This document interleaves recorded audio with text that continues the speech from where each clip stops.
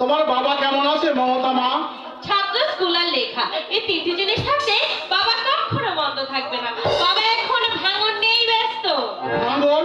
বাবার নতুন উপন্যাসের নাম। ভালো ভালো, লেখকরাই তো সমাজকে শিক্ষা দেয়।